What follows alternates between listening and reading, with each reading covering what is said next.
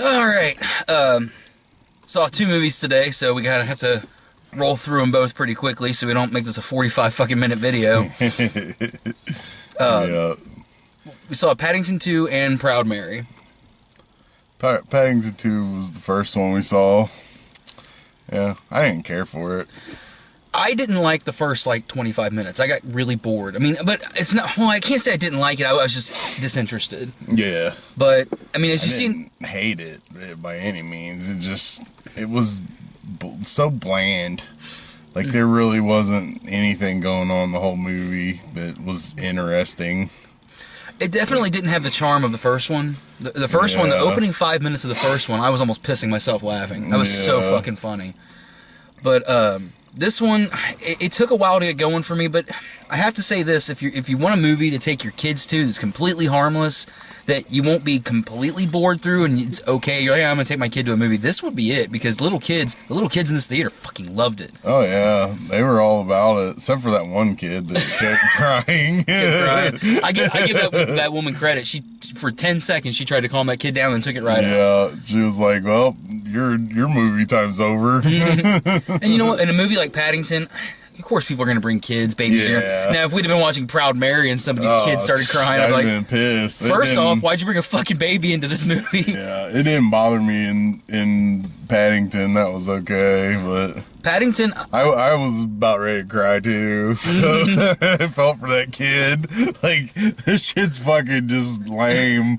Like I said, the first, half hour, I was kind of, but no, this isn't a spoiler alert, because it's in the trailers. Paddington gets, the plot of the film is that he wants to buy this special, super cool, pop-up book for his aunt, who raised him in the jungle, and he has to earn the money to buy it. Well, he blabs about it to Hugh Grant, and Hugh Grant turns out knows that the book is worth a fortune, and so he steals the book, and Paddington gets blamed for it. So when all that's happening, it's okay. But for me, when it got into the prison, I loved that so much. Brendan Gleeson, Mad Eye Moody from the Harry Potter films, plays this chef named Knuckles in the prison. He was my favorite part of the whole movie. He was so good. He's just such an asshole. He was. They were all scared to death of him.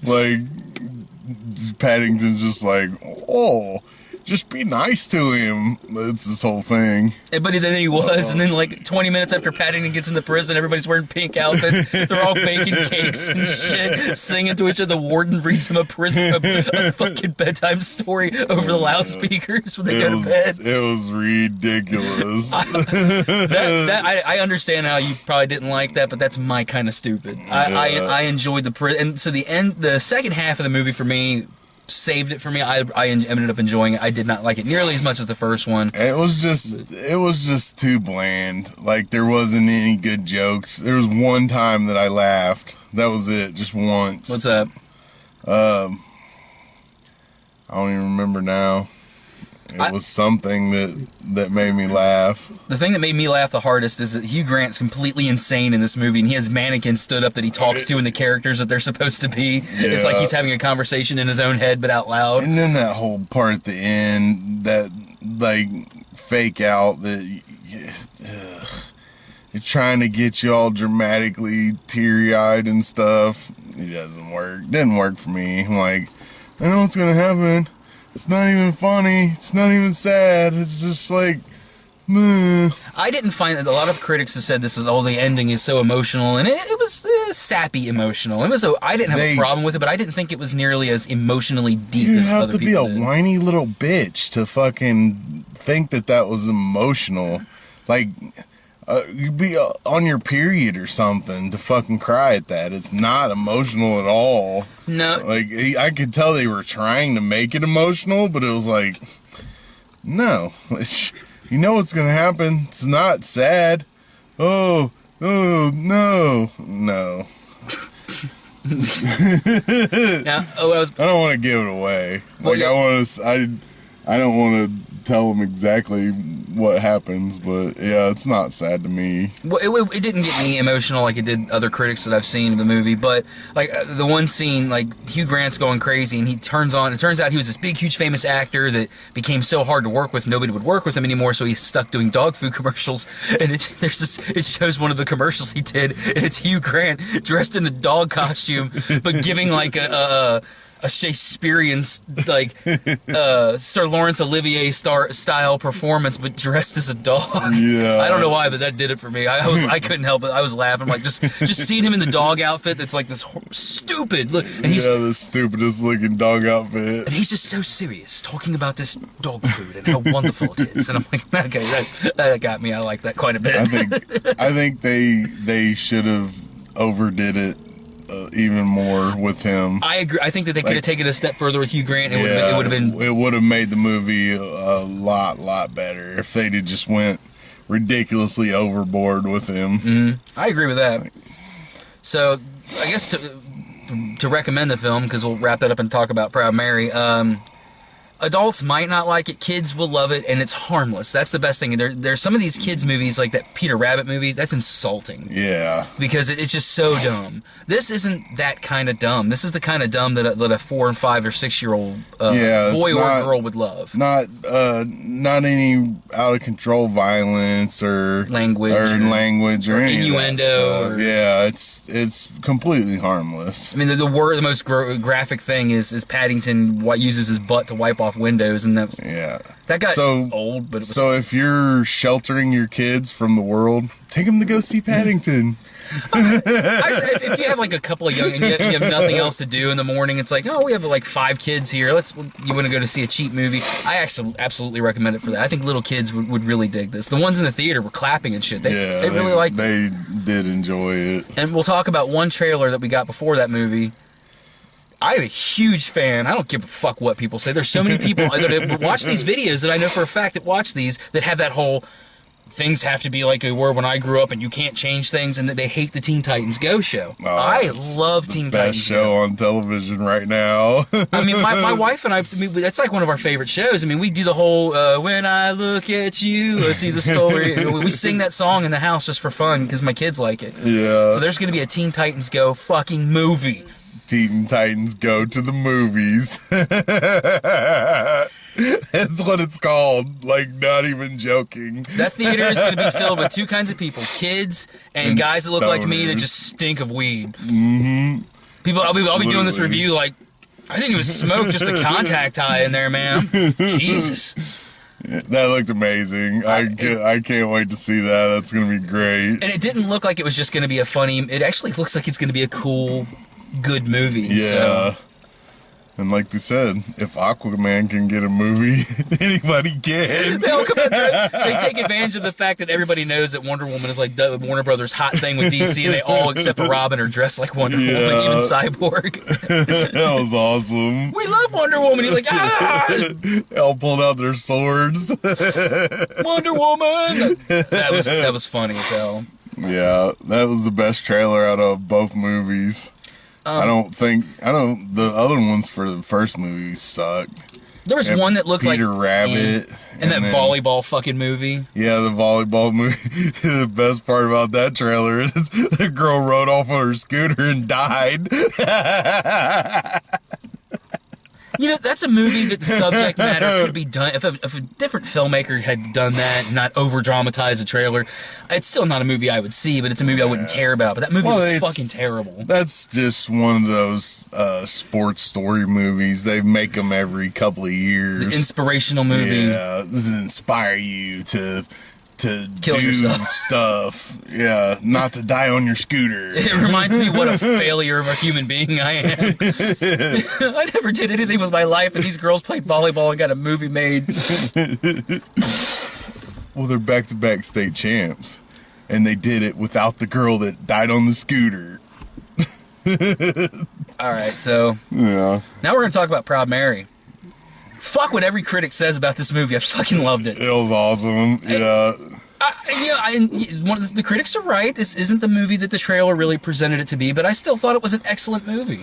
I mean, It wasn't that far off from the trailer. Like the trailer made it out to be a badass action movie, which it was. It just had a little heartstring crap thrown in there with it. It had to give it some kind of plot. The plot of the movie in the trailer says this. I mean, I'm not going to spoil the ending or anything, but I mean, Taraji Henson, who is amazing in this film. She was awesome. Even though it's only January, and it's to say this, of all the movies we've seen in January so far, her performance has been my favorite of the movies this year. She was so damn good.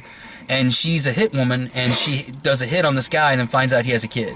And then she kind of watches over the kid, and then she takes the kid under her wing, and then chaos ensues because that causes a rift between her, the people she works for, and a rival gang. Yeah. So I was saying to him, it's framed like a 70s blaxploitation film, but it's actually filmed in the style of the early 90s, like Steven Seagal, Jean-Claude Van Damme films. Yeah. At any moment, I was expecting Gary Busey to come walking out. Yeah. Or William Forsythe, or one of those people that was in all of those fucking movies back then. But they had Danny Glover. They did have Danny Glover, who, ironically, was the worst part of the movie. And fucking Murdoch's definitely too old for this shit. Like, he's been saying that for years. He's getting too old for this shit. He's fucking way, way too old for this shit. Well, the worst part about it is he did not give a shit about what he was doing. They should have got an actor like Terry Crews or somebody like that that's older but still has that umph to him, you know? Or even throw Eddie Murphy in there. He did not give two shits about his performance in this. He's like, I don't even know if he knew where he was. No. He just thought that he was that guy, and they just filmed the movie around that. Like, he was in the nursing home acting like, I guess probably from a stroke that he had. Because this part of his face did not move the whole time he talked. This is like this. I mean, his bottom chin moved. The rest of his face did not move. 1 inch. The whole entire movie. His reverse kind of talk with the stiff lip, and it's just not moving, and this is how I talk the whole movie. What the fuck, Danny Glover? Fucking retire. Die or something. Thankfully, everyone else's performances were so good in the movie that it's like, okay, if that's the only bad performance, everybody else was great. The little kid was really good. He was. He was good at playing kind of a street kid who's not really that well educated because he's not in school. A little punk ass, yeah. And he has a good arc. He changes, and so does Taraji Henson. He reminded me of an actual real kid that in that situation. His smart ass comments were delivered perfectly. Like, this is what a kid would be saying that was in that situation. Trying to pretend like he's all tough, but she sees right through it. Yeah. Yeah, that was cool. That worked. I don't care what other stupid critics say, because I liked it. I did too. I really liked Proud Mary. I mean, it might be, I don't want to speak too early, but it almost felt like this year's Atomic Blonde. Although that ending scene when they actually finally play the song Proud Mary. Yeah, that was the best. Oh my god. They don't fuck around in the murder scenes. I mean, she shoots these guys in the head, and all you see is a hallway, and you just see their brains splatter on the see-through curtain. And I'm like, that is, I have no idea who this director is. She's like the female John Wick. Yeah. Because she just shot everybody right in the brain. She did. She shot so. And then here's the thing: if she shot you and didn't hit you in the head, she'd make sure to walk up and shoot you in the head. Yeah, all way. That was awesome. Every shot right there, she shot everybody right between the eyes. She killed the shit out of everybody.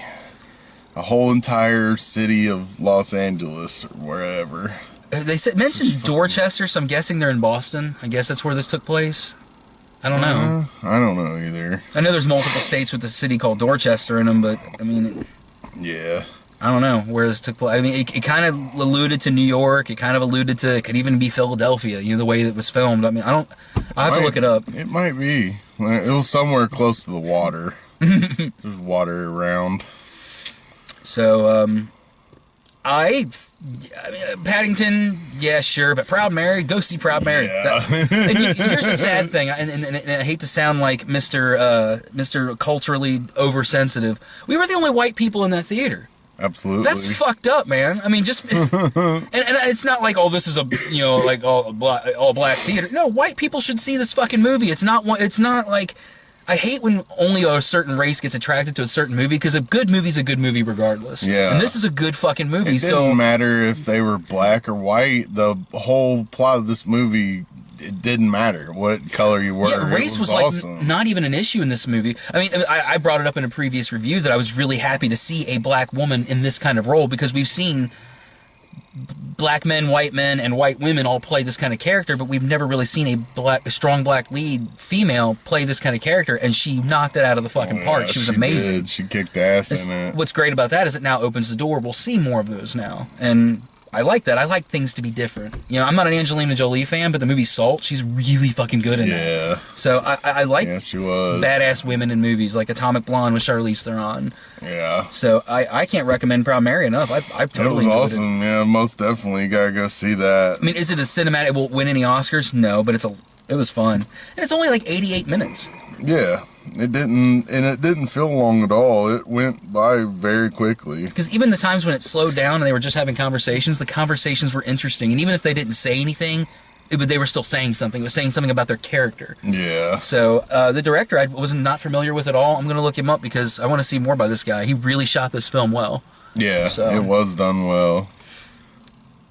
It was cool. Yeah. Go see Proud Mary. Yeah, if I had to pick between the two to a person our age, I'd pick Proud Mary over Paddington 2, because it was just front to back a much better film, and it had a couple of really fucking funny moments. And I was glad that there was other people in the theater that was kind of like us, because when we laughed, some other people in the back started laughing too. They were laughing too. I don't want to give away too much of the ending, but you see these guys, and you see they're standing by a car, and I was like, please let her hit that car and not get into those guys. She doesn't just do that. I'm not going to tell you what she does, but she pulls off one of the baddest car murder scenes in a movie ever. That was awesome. And how many people? It was like 2 or 3 people she killed just smash. Squished the hell out of them.